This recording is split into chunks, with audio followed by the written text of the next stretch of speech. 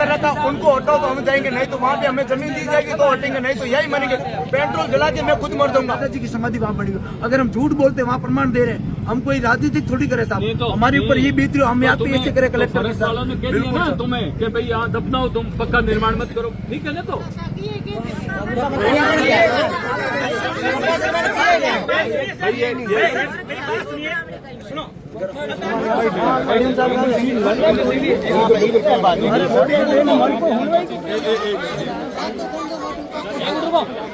एक सेकंड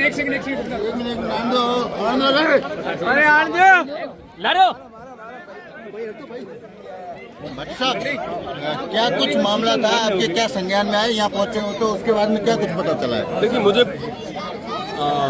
पता चला कि एक डेथ बॉडी को लेके कुछ लोग कलेक्ट्रेट की ओर आ रहे हैं और उन्हें फ्यूनल नहीं करने दिया जा रहा है। वाकई देखो साहब, फिर मैं आप पे समझ सका कि एड टफ टाइम रे मीना अगर कहना कलेक्ट्रेट की तरफ आने की नौबत आ रही है तो जाहिर सी बात है कि बहुत संवेदनशील मामला है। मैंने जय ठा पड़ी हूँ, ये जगह पहुंचे हो परिवार लोग सड़क रे माथे डेथ बॉडी रख बैठा था, तो अपना सवारी भी एक नैतिक जिम्मेदारी बने कि अपने हुआ परिवार रे लोगों ने हिम्मत दिया ये टफ टाइम रे मीना अपने हुआ मैंने कहा कि कम से कम जो पार्थिव देह है उन्हें ना सम्मान दो, उन्हें हमारी बात रखी, उन्हें तमाम चीज़ा ना पार्थिव देह जो है डेथ बॉडी ना गाड़ी रे मीना रखे करे और जो भी उपयुक्त मैं चीज कर सकता हूँ करी।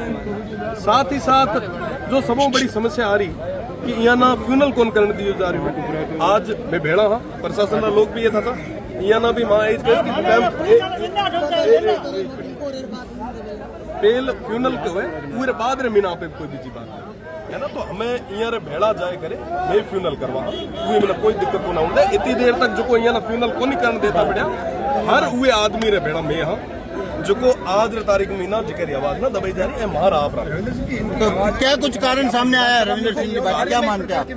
नाथ कालबेलिया जोगी तमाम वो लोग हैं जो ये भारत रा धनी रहा और मेरा कालबेलिया मारो जूनो जुड़ा है और जाहिर सी बात है कि यहाँ जो वाजिब मांगा है वो ना ले पहले भी लड़े हाँ आगे भी यहाँ बेड़ा हर तरीके में नहीं। तो क्या कुछ कारण सामने आया कि आखिर क्यों फॉरेस्ट की लैंड का इश्यू बताया जा रहा है।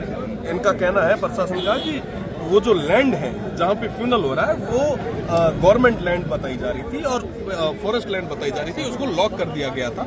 और अब जब हम लोग यहाँ पहुंचे उसके बाद में तमाम जो आला अधिकारी थे उन्होंने कहा कि हम पूरे तरीके से फ्यूनल भी करने देंगे, हम सब साथ में जाके प्रॉपर तरीके से इनका ये कहना है सुनो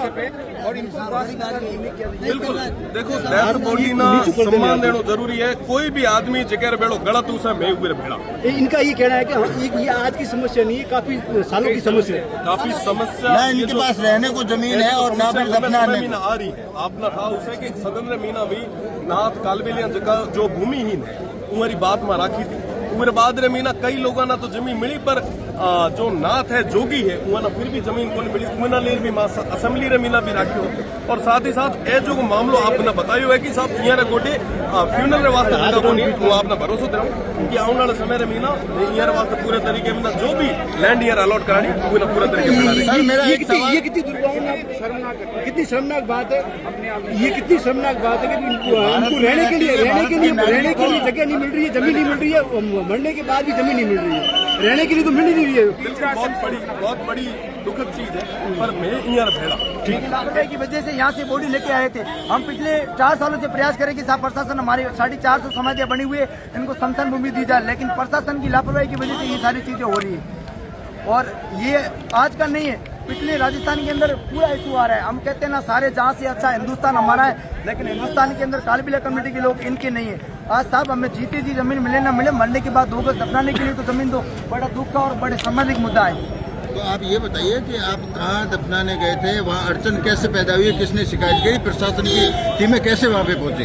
साहब हमारी समाधियाँ पिछले यहाँ से 450 समाधियाँ बनी हुई है और प्रशासन की लापरवाही की वजह से सारी चीजें हो रही है। आश्वासन दिया कि आपको जमीन दी जाएगी और नहीं देगी तो मैं नारायणनाथ कालबेलिया यहाँ पेट्रोल जला के मरूंगा। ये राजस्थान सरकार के लिए चेतावनी है और बाड़मेर की प्रशासन के लिए चेतावनी है, उनकी लापरवाही की वजह से सारी चीजें हो रही है। तो आपके कहने पे शिव विधायक यहाँ पे पहुंचे, किस तरह का आश्वासन दिया? उन्होंने आश्वासन दिया, हमारे बड़े भाई है कि नारायण जी आपको जमीन दिला देंगे। एडीएम साहब ने हमें भरोसा दिया, एडीएम साहब भी साथ में थे।